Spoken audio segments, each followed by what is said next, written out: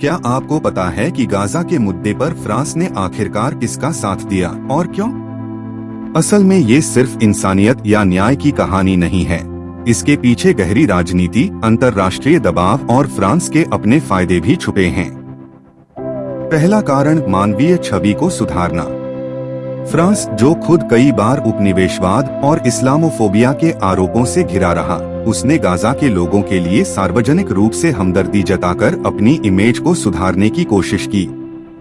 ये एक तरह से फ्रांस का तरीका था दुनिया को दिखाने का कि वह सिर्फ पश्चिमी हितों का नहीं, बल्कि इंसानी हक की भी कदर करता है।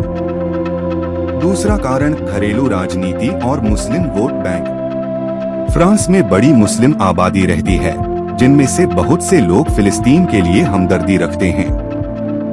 फ्रांस के नेताओं पर यह दबाव था कि वे खुलकर गाजा के समर्थन में बोलें, ताकि घरेलू स्तर पर वोट और समर्थन भी मिलता रहे। तीसरा कारण अंतर्राष्ट्रीय दबाव। संयुक्त राष्ट्र और यूरोप के कई देशों की तरफ से भी फ्रांस पर दबाव था कि वह इजराइल को संयम बरतने के लिए कहे और गाजा में हो रहे नागरिकों के नुकसान की आलोचना करे। इससे फ्रांस की छवि एक बैलेंस्ड देश की बनती है, जो सिर्फ एक तरफा नहीं है।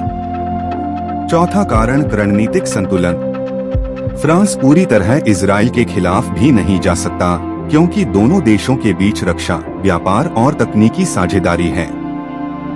इसलिए फ्रांस ने बयान तो दिया गाजा के पक्ष में, मगर कदम उतने कड़े नहीं उठाए कि इजराइल नाराज हो जाए। आखिर में दुनिया की राजनीति में सिर्फ इंसानियत की बातें नहीं होती, वहाँ हर कदम के पीछे कोई न कोई रणनीति और हित होता है। फ्रांस का गाजा के लिए हमदर्दी दिखाना भी इसी राजनीति का हिस्सा है, जहां एक तरफ घरेलू राजनीति, दूसरी तरफ अंतर्राष्ट्रीय छवि और तीसरी तरफ इजराइल से रिश्तों का संतुलन साधा जाता है।